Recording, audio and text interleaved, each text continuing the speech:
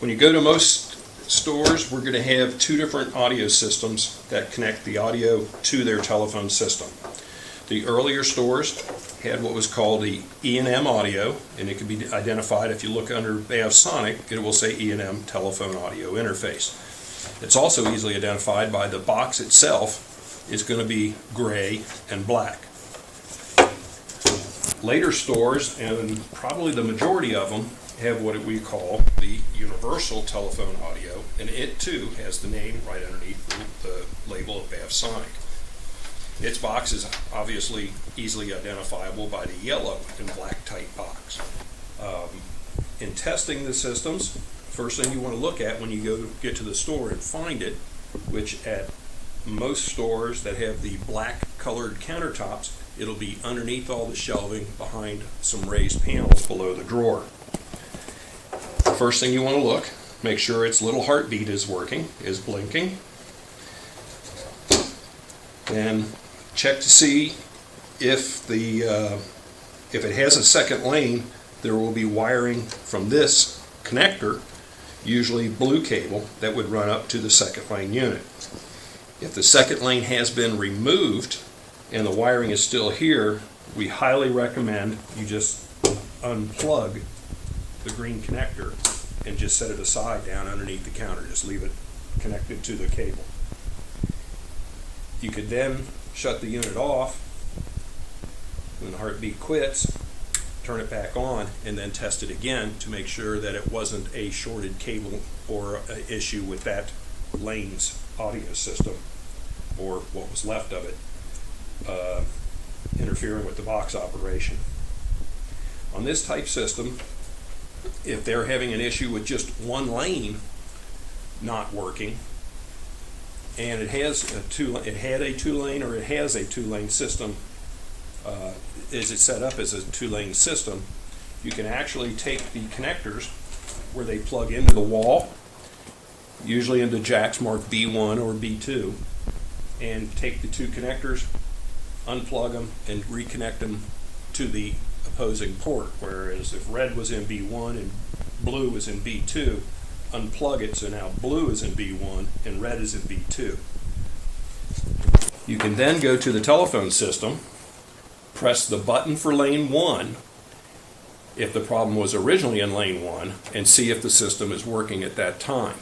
If it is working, then go ahead and press the lane 2 button and see if the problem moved to lane 2. If the problem moved to the lane 2 button on the phone and it was originally in lane 1, that would indicate, when we switch the cables, that would indicate that the problem is definitely in our system, more than likely into one of the lanes or possibly even in the interface for that lane. If the problem was with the lane 1 button and you swap the cables and the problem stays with the lane 1 button, that would indicate that there is an issue with the building telephone system. Either a bad wire or a bad phone card or something along that line, in which case they would need to get their phone system people out. To test the unit itself, of course, if the heartbeat is blinking, you can actually unplug the lane giving you problems. The one on the left side of the box is the port that connects the interface box to the telephone system for the window. The right side is the one that would connect it to the trans tracks. With that disconnected, later versions have a short test cable sticking out of the box, but you would take the test cable, plug it into the telephone connection port, leaving the window or remote lane plugged in, and once again, I'm acting as though the problem was in the window lane. You would then go outside the building, and you can see there's ringing and telephone LEDs here. You would go outside the building or have someone outside the building press the help button or call button, which would then, by pressing the help button, which would then light the LEDs, and basically it's looped the system back to itself. Once that has fired up and looped back, whoever is outside can then come up to the microphone be it on the window or on the trans tracks. And as you can hear, scratch the microphone, and it is sending that sound back out through the customer speaker. This is now tested then, the whole system from the microphone all the way to the interface box, back out to the base audio board at the unit, and then to the speaker. So that would indicate that this lane is working. The connections on the yellow and black, the universal interface, are pretty much the same connections as you're going to have on the E&M, with the one difference being you're going to have a gray cable going to the telephone connections instead of the red and blue Cat5 cables.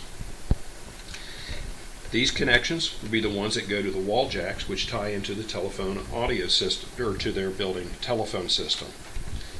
The connection to this port here is going to be the one that would go out to the trans tracks, the captive carrier, if that site is equipped with it.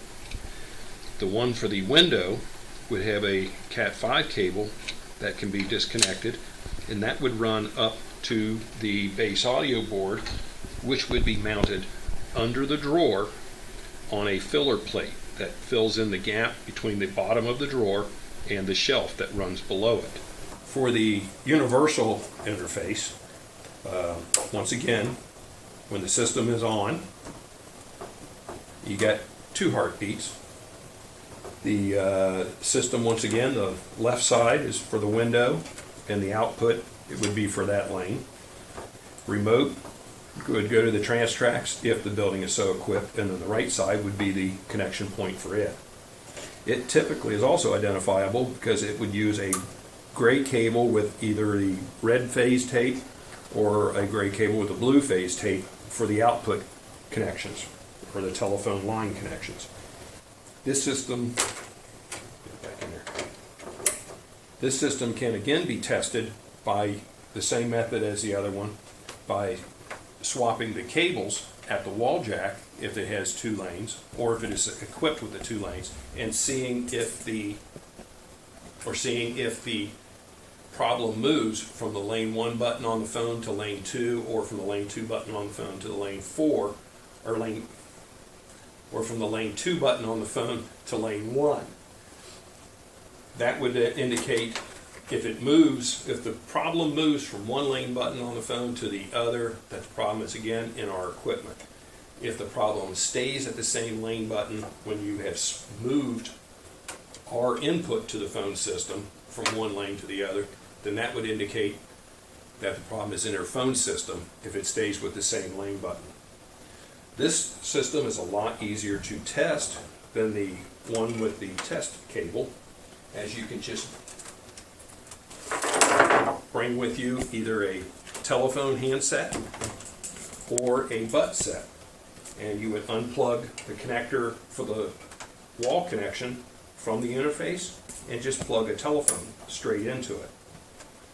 And with that, you can actually pick up the handset and the off hook should come on. You can talk into it, and you should have audio output going to the lane that you're working on. As far as the customer end components, once you've tested the 2 different interfaces to verify that they are at least working, and that and you want to check to see which audio component at the customer end that may be malfunctioning. On the trans tracks, there will be an audio board typically behind this plate on the majority of units.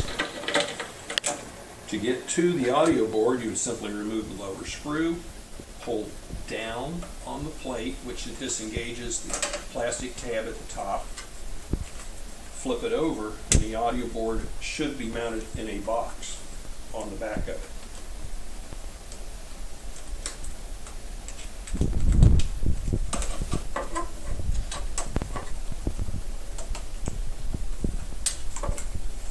Remove the cover plate. Inside the box, you've got the main harness connection, connects to the Cat5 cable running into the building. You have the black wire on a 2-position connector, that is your microphone connection. On this gray wire with the black and white-black wire goes to a 4-position connector. That is your call button. And on the other side here of the gray cable with the green and white-green wire goes to a 3-position connector. That connection is for your speaker. Also inside the box there is a red LED. As long as the system is powered up, that LED should be on. If that LED is not on, then that means the board isn't receiving power, and that could well be part of your problem. I will show you in a minute how to make a check to see if we are supplying power to the board itself. If you are having issues with the system being too loud or too soft, there is an adjustment pot on the board here that takes a flat-bladed screwdriver. You would turn it clockwise to increase the volume to the speaker at the customer end.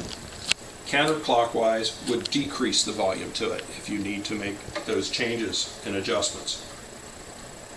For the customer unit, if you have an audio board where you're not getting a power on LED on the board itself, you can check to see if you have power out to the board by putting your voltmeter on DC scale, going in right alongside the brown wire and the white wire with a brown stripe, and you should show anywhere from 19 to 20 volts DC.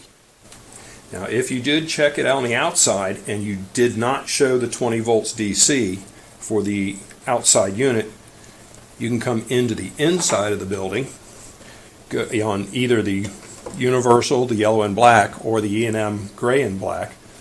You can come in to where the brown wire and the white wire, the brown stripe, go into the screw terminal, touch the actual screws, and again you should end up with the 19 to 20 volts DC available.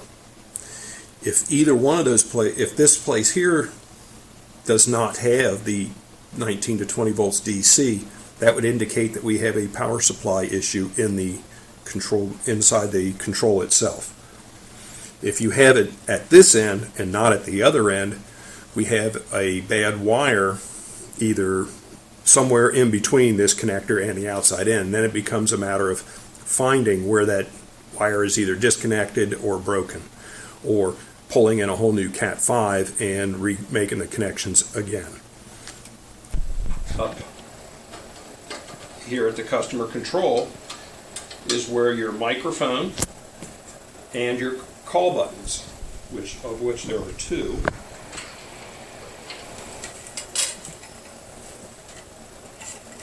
they are all set up with quick connects at the back of them, so you can quickly disconnect. If you have one that is on all the time and is constantly ringing the phone, you can unplug the call buttons one at a time, answer the phone to see if that stops the problem.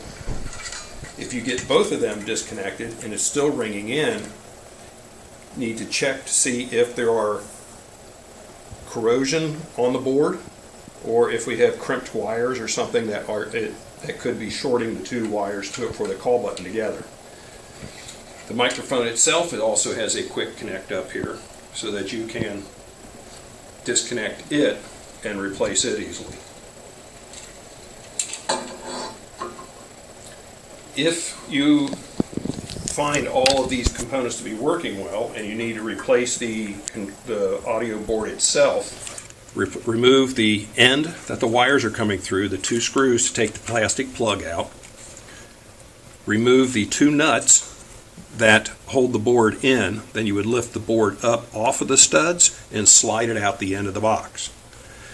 When you are replacing it, because this does have that black connector on the end, you want to replace the connector also to minimize any corrosion issue affecting your audio, especially if your previous board used the clear Ethernet type connector.